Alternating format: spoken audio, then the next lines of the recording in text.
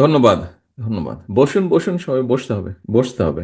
আজান দিয়ে দিয়েছে, সময় কম, সময় কম। বিসমিল্লাহির রহমানির রহিম।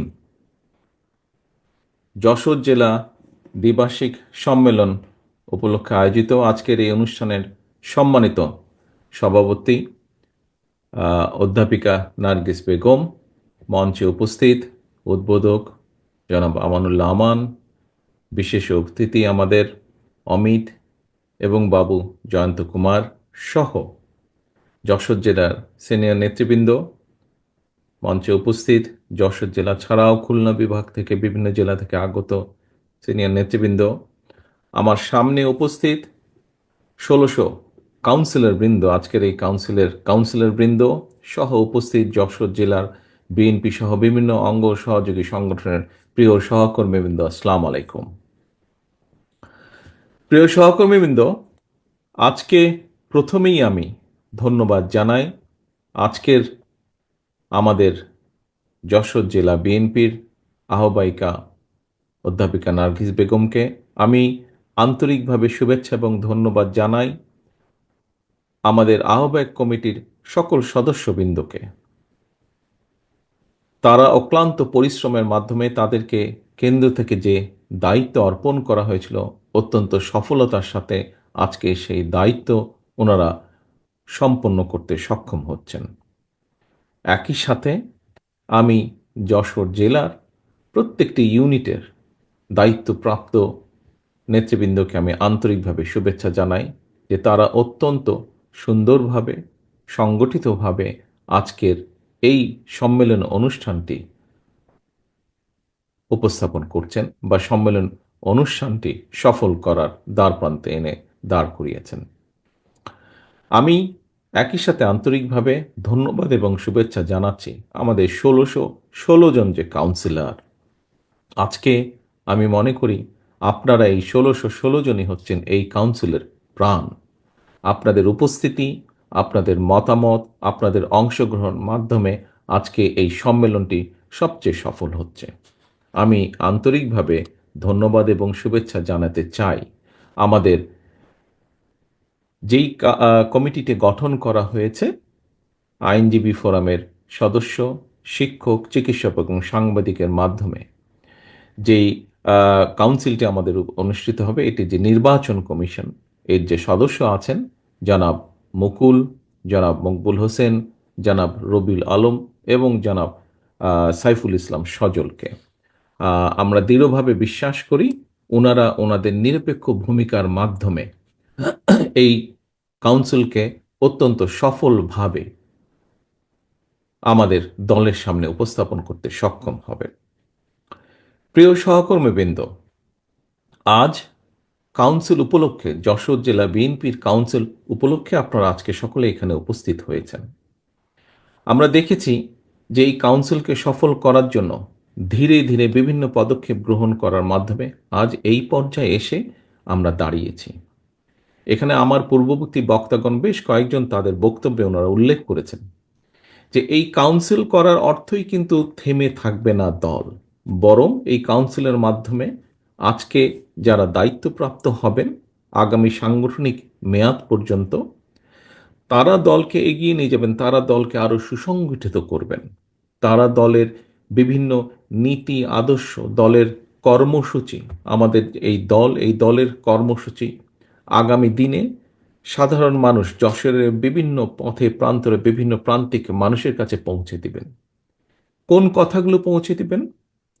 বিগত ১৬ থেকে ১৭ বছর স্বৈরাচার যে ছিল, যেই স্বৈরাচার পালিয়ে গিয়েছে জনগণের অভ্যুত্থানের মাধ্যমে, সফল অভ্যুত্থানের মাধ্যমে যে স্বৈরাচার, খুনি লুটেরা স্বৈরাচার এই দেশ থেকে পালিয়ে যেতে বাধ্য হয়েছে, সেই স্বৈরাচার যখন অস্ত্রের জোরে জোর করে ক্ষমতা দখল করে রেখেছিল, তারা কিভাবে বিএনপি সহ বিভিন্ন রাজনৈতিক দলের নেতাকর্মী যারা গণতন্ত্রের পক্ষে কথা বলেছিল, দেশের মানুষের অধিকারের পক্ষে কথা বলেছিল, দেশের মানুষের কথা বলার অধিকারের পক্ষে কথা বলেছিল, যারা দেশের মানুষের ধন সম্পদ যে স্বৈরাচার লুটতরাজ করেছে সেই লুটতরাজের বিরুদ্ধে কথা বলেছিল, এবং এই কথাগুলো বলার ক্ষেত্রে, জনগণের অধিকার আদায়ের ক্ষেত্রে কিভাবে বিএনপি সহ বিভিন্ন রাজনৈতিক দলের নেতৃবৃন্দ নির্যাতিত হয়েছে, অত্যাচারিত হয়েছে, এই কথাগুলো যেমন আমরা তুলে ধরেছি অতীতে, এই কথাগুলো যেমন আমরা আগামী দিনেও তুলে ধরব, একইভাবে এর পাশাপাশি আমরা তুলে ধরব বাংলাদেশ জাতীয়তাবাদী দল এই দেশের কৃষককে নিয়ে কী ভাবে এবং কৃষককে নিয়ে তার কী পরিকল্পনা, সেই কথাগুলো আমরা তুলে ধরব। বাংলাদেশ জাতীয়তাবাদী দল বিএনপি আপনাদের প্রিয় দল বাংলাদেশের নারী সমাজের উন্নয়নের জন্য, ক্ষমতায়নের জন্য কি চিন্তা করে, কি পরিকল্পনা গ্রহণ করে, সেই কথাগুলো আমরা তুলে ধরব জনগণের কাছে। আপনাদের প্রিয় দল, আমাদের প্রিয় দল বাংলাদেশ জাতীয়তাবাদী দল এই দেশের শিক্ষার জন্য আগামী দিনের যারা ভবিষ্যৎ, তাদেরকে নিয়ে আমরা কি চিন্তা করি, কিভাবে তাদের শিক্ষার কার্যক্রম আরো সুন্দরভাবে তাদের একটি একটি একটি দৃঢ় ভবিষ্যৎ শিক্ষার মাধ্যমে তা ভবিষ্যৎ প্রজন্মের দৃঢ় ভবিষ্যৎ গড়ে তুলতে সক্ষম হব, সেই পরিকল্পনা আমরা তুলে ধরব তাদের কাছে। প্রিয় সহকর্মীবৃন্দ, বাংলাদেশ দল এমন একটি রাজনৈতিক দল যে দলটি অতীতে বিভিন্ন সময় বাংলাদেশের জনগণের সমর্থন নিয়ে এই দেশ পরিচালনা করেছে এবং আমরা দেখেছি প্রতিবার যখন বাংলাদেশ জাতীয়তাবাদী দল দেশ পরিচালনা করেছে, প্রতিবার আমরা চেষ্টা করেছি দেশের মানুষের সমস্যার সমাধানগুলো করার জন্য। হতে পারে বিভিন্ন সীমাবদ্ধতার কারণে যতটুকু প্রত্যাশা আমাদের ছিল, যতটুকু আমরা করতে চেয়েছিলাম, সব কাজ আমরা হয়তো সক্ষম হইনি সব কাজগুলো সম্পূর্ণ করতে। সেজন্যই আমরা বিভিন্ন সময় বিভিন্ন পরিকল্পনা গ্রহণ করেছি। আপনারা দেখেছেন এই মুহূর্তে দলের পক্ষ থেকে আমরা ৩১ দফার একটি পরিকল্পনা দিয়েছি রাষ্ট্রকে পুনর্গঠন করার জন্য। কেন এই রাষ্ট্রকে পুনর্গঠন করার প্রশ্নটি আসলো?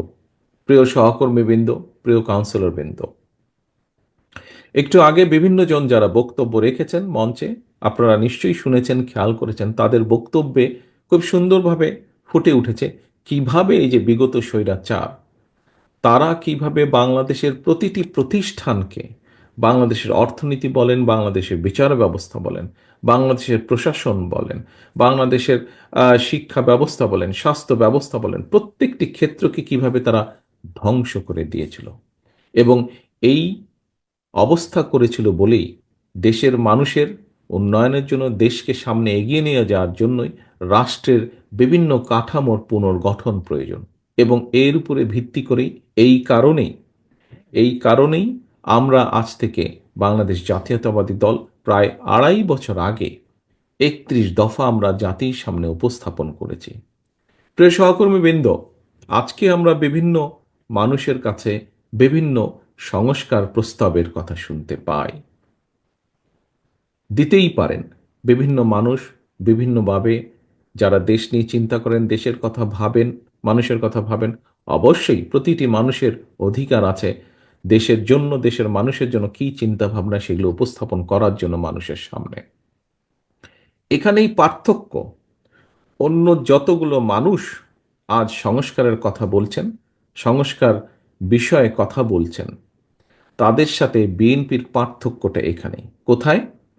বিএনপি স্বৈরাচার যখন অস্ত্রের জোরে ক্ষমতা দখল করে রেখেছিল, যখন মানুষকে, আমাদের শত শত নেতাকর্মীকে গুম খুন করার মাধ্যমে ক্ষমতা ধরে রেখেছিল, যখন দেশের লক্ষ লক্ষ মানুষের উপর অত্যাচার নির্যাতন চালিয়ে মানুষের ভোটের অধিকারকে হরণ করে ক্ষমতা দখল করে রেখেছিল, তখন তার সেই রক্তচক্ষুকে উপেক্ষা করে বাংলাদেশ জাতীয়তাবাদী দল দেশের মানুষের সামনে ৩১ দফা উপস্থাপন করেছে। সেই স্বৈরাচারের চোখ রেখে বাংলাদেশ জাতীয়তাবাদী দল বলেছে, তোমরা দেশকে ধ্বংস করেছ, আমরা দেশকে পুনর্গঠন করতে চাই। প্রিয় সহকর্মীবৃন্দ, সেই সময় আমরা আমাদের সাথে কিছু রাজনৈতিক দল ছিলেন, আন্দোলন অংশগ্রহণ করেছিলেন বাংলাদেশের গণতান্ত্রিক কতগুলো রাজনৈতিক দল। সেই দলগুলোকে আমরা সাথে পেয়েছিলাম, তাদের সাথে আলোচনা করে তাদেরকে সাথে নিয়ে আমরা ৩১ দফা উপস্থাপন করেছিলাম। আজ আমরা অনেক ব্যক্তির কাছে অনেক কথা, বড় বড় সুন্দর সুন্দর কথা শুনতে পাচ্ছি আমরা। অনেকের অনেক সুন্দর সুন্দর কথা আমরা দেখতে পাচ্ছি পত্রিকার মাধ্যমে, মিডিয়ার মাধ্যমে। কিন্তু সেদিন এইসব ব্যক্তির কাছ থেকে আমরা কোনো সংস্কারের কোনো কথা শুনতে পারিনি। কিন্তু সেদিন একমাত্র আপনাদের দল, আপনাদের এই প্রিয় দল বাংলাদেশ জাতীয়তাবাদী দল, সেই স্বৈরাচারের রক্তচক্ষুকে উপেক্ষা করে দেশ পুনর্গঠনের কথা বলেছে। প্রিয় সহকর্মীবৃন্দ, এর থেকে একটি কথা প্রমাণিত হয় যে বাংলাদেশ জাতীয়তাবাদী দলের প্রত্যেকটি সৈনিক, প্রত্যেকটি কর্মী দৃঢ়ভাবে আমরা বিশ্বাস করতাম যে জনগণের যে আন্দোলন, সেই আন্দোলন অবশ্যই সফল হবে। এবং এই দৃঢ় বিশ্বাস ছিল বলেই, আমাদের ভিতরে এই দৃঢ় বিশ্বাস ছিল বলেই আমরা আজ থেকে 2.5 বছর আগে সংস্কার প্রস্তাব উপস্থাপন করেছিলাম, করতে আমরা সক্ষম হয়েছিলাম। কারণ আমাদের দৃঢ় বিশ্বাস ছিল যে স্বৈরাচারের পতন হবে, এটি একটি। এবং আমরা সবসময় দৃঢ়ভাবে বিশ্বাস করি যে বাংলাদেশ জাতীয়তাবাদী দল বিএনপির মূল লক্ষ্য এবং উদ্দেশ্যই হচ্ছে জনগণ এবং বাংলাদেশ, বাংলাদেশের জনগণ এবং বাংলাদেশ। আমাদের মূল লক্ষ্য, আমাদের রাজনীতির মূল লক্ষ্য হচ্ছে বাংলাদেশ এবং বাংলাদেশের জনগণ। সেজন্যই আমরা আজ থেকে সবার আগে উপস্থাপন করেছিলাম কিভাবে আমরা রাষ্ট্রকে মেরামত করতে চাই, রাষ্ট্র কাঠামোকে মেরামত করতে চাই, কিভাবে ভেঙে পড়া প্রতিটি প্রতিষ্ঠানকে আবার মেরামত করতে চাই, এবং যে রাষ্ট্র কাঠামো মেরামতের মাধ্যমে দেশ এগিয়ে যাবে, দেশের পুনর্গঠন হবে বা দেশের মানুষের ভাগ্যের পরিবর্তন হবে। প্রিয় সহকর্মীবৃন্দ, আজ সংস্কার প্রস্তাবের নামে আমরা দেখছি বিভিন্ন ব্যক্তি বিভিন্ন রকম কথা বলছেন। বলতেই পারেন বিভিন্ন ব্যক্তি, তাতে কোনো সমস্যা নেই। কিন্তু আমাদের কাছে মূল লক্ষ্য হলো, আগেই বলেছি যে ভেঙে পড়া রাষ্ট্রীয় কাঠামোকে পুনর্গঠন করা। আমাদের কাছে মূল লক্ষ্য হলো এই দেশের মানুষের ভাগ্যের পরিবর্তন। অর্থাৎ আজ সারা দেশে লক্ষ লক্ষ বেকার, প্রায় কোটির কাছাকাছি শিক্ষিত, অল্প শিক্ষিত, অজ্ঞ শিক্ষিত, যেভাবেই বলি, বেকারদের কর্মসংস্থান।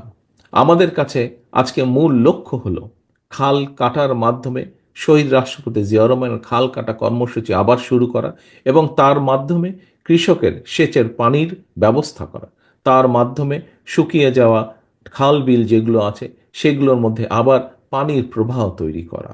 আমাদের লক্ষ্য হচ্ছে এই দেশের শিক্ষা ব্যবস্থাকে, দেশের যে আগামী ভবিষ্যৎ, আগামী প্রজন্ম, তাদের শিক্ষাকে কিভাবে, তাদের কাছে শিক্ষার সুযোগ পৌঁছে দেওয়া যায়, কিভাবে শিক্ষা ব্যবস্থাকে দৃঢ়ভাবে গড়ে তোলা যায়।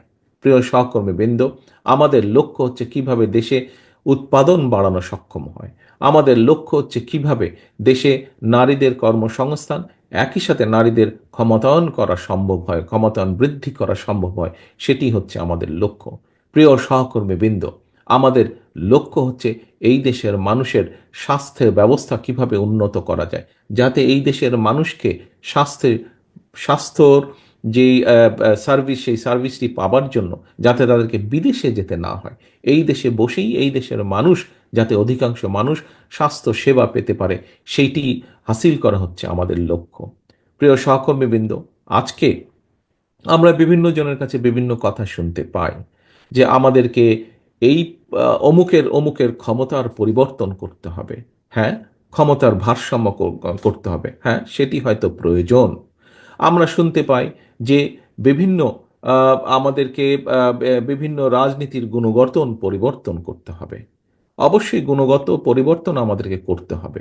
আমি যারা গুণগত পরিবর্তনের কথা বলেন তাদেরকে আমি বলবো, আজকে যশোর জেলা বিএনপির সম্মেলনে আসুন এবং এই সম্মেলন দেখে নিশ্চয়ই আপনারা বুঝতে সক্ষম হবেন যে রাজনীতির যে গুণগত পরিবর্তন, সেই পরিবর্তন যশোর জেলা বিএনপি সহ বাংলাদেশ জাতীয়তাবাদের দলের বিভিন্ন বিভিন্ন ইউনিটে এই পরিবর্তন আনার সবচেয়ে যে উদ্যোগ, সেটি বিএনপি গ্রহণ করেছে।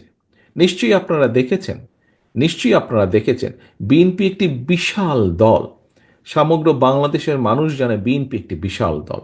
স্বৈরাচার সরকারের সময়, যে খুনি স্বৈরাচার যারা পালিয়ে গেছে এই দেশ থেকে, তাদের সময়ে বিএনপির লক্ষ লক্ষ নেতাকর্মীর নামে মিথ্যে গায়েবী মামলা দেওয়া হয়েছিল। আমি নিশ্চিত আজকে আমার সামনে যে সকল ১৬১৬ জন কাউন্সিলর বসে আছেন, আপনারা এই ১৬১৬ কাউন্সিলরের মধ্যে বোধহয় এমন কেউ বাদ নেই যার নামে না হলেও একটি মিথ্যে মামলাও নেই। নিশ্চয়ই এখানে উপস্থিত প্রায় প্রতিটি মানুষের নামে মিথ্যে মামলা, এই যে প্রায় সকলেই আপনারা হাত তুলেছেন, মিথ্যে মামলার সাক্ষী আপনারা বহন করে বেড়াচ্ছেন। প্রিয় সহকর্মী বৃন্দ, আমাদের ৬০ লক্ষ নেতাকর্মীর নামে মিথ্যে মামলা হয়েছে। পৃথিবীতে বহু দেশ আছে যাদের জনসংখ্যাই ৬০ লক্ষের কম। এত বিশাল একটি দলে এর বাইরেও আমাদের আরো লক্ষ লক্ষ নেতাকর্মী রয়ে গিয়েছে। হতে পারে একটি পরিবারের যেরকম সকল সদস্য একরকম হয় না, হতে পারে আমাদের এই লক্ষ লক্ষ নেতাকর্মীর ভেতরেও কোনো কোনো নেতাকর্মী হয়তো বিভ্রান্ত হয়ে এমন কোনো কিছু কাজ করেছেন যেই কাজের নৈতিক কোনো সমর্থন আমাদের পক্ষে দেওয়া সম্ভব নয়। এবং যেহেতু আমাদের পক্ষে দেওয়া সম্ভব নয়, সেজন্যই আমরা আমাদের নৈতিক অবস্থান থেকে, দলীয় দলীয় অবস্থান থেকে আমরা সেই সকল নেতাকর্মীর বিরুদ্ধে ব্যবস্থা গ্রহণ করেছি। একটি রাজনৈতিক দলের পক্ষ থেকে যে ব্যবস্থা গ্রহণ করা সম্ভব, সর্বোচ্চ যে ব্যবস্থা গ্রহণ করা সম্ভব একজন কর্মী বা একজন নেতার বিরুদ্ধে, আমরা সেই ব্যবস্থা গ্রহণ করেছি। কারণ আমাদের রাজনীতির অন্যতম একটি মূল স্লোগান বা মূল লক্ষ্য হচ্ছে জনগণের সম্মতিতে থাকা, অর্থাৎ জনগণের সমর্থন থাকে এমন অবস্থানে থাকা, জনগণের সমর্থন থাকে না এমন কোনো কাজ না করা, এমন কোনো অবস্থানে না থাকা। প্রিয় সহকর্মীবৃন্দ, আমরা আমাদের বহু নেতাকর্মী, বেশ অনেক নেতাকর্মীর বিরুদ্ধে ব্যবস্থা গ্রহণ করেছি যারা দলের এই অবস্থান থেকে সরে গিয়ে কোনো অনৈতিক কাজ করেছেন। কিছু কিছু সংখ্যক লোক, কিছু সংখ্যক লোক, কিছু সংখ্যক ব্যক্তি এটিকে দলের দুর্বলতা হিসাবে উপস্থাপনের চেষ্টা করছে। আমরা পত্রপত্রিকার মাধ্যমে দেখছি, বিভিন্ন বক্তব্যের মাধ্যমে দেখছি। আজকে আমার নেতৃবৃন্দ, এখানে যারা সহকর্মীবৃন্দ, আপনারা যারা উপস্থিত আছেন, আপনাদেরকে এবং আপনাদের মাধ্যমে সমগ্র বাংলাদেশে ছড়িয়ে ছিটিয়ে থাকা আমাদের লক্ষ কোটি নেতাকর্মীর উদ্দেশ্যে আমি একটি কথা বলবো। যারা এই কথাটি বলে যারা এই কথাটি বলে অন্য কিছু হাসিলের চেষ্টা করে, দয়া করে সকলকে বলে দিবেন যে বিএনপি বিএনপি তার অবস্থান পরিষ্কার করেছে। বিএনপি একমাত্র দল যারা কোনো ডিনাইলে থাকে না, অর্থাৎ আমাদের ভিতরে যদি কেউ অন্যায় করে তার বিরুদ্ধে আমরা ব্যবস্থা গ্রহণ করি। এই উদাহরণ একমাত্র বিএনপি দেখেছে। এটি বাংলাদেশ জাতীয়তাবাদী দল এবং অন্য দলের সাথে এটি হচ্ছে অন্যতম সবচেয়ে বড় পার্থক্য। অর্থাৎ আমরা কোনো অন্যায়কারীকে প্রশ্রয় দিতে চাই না।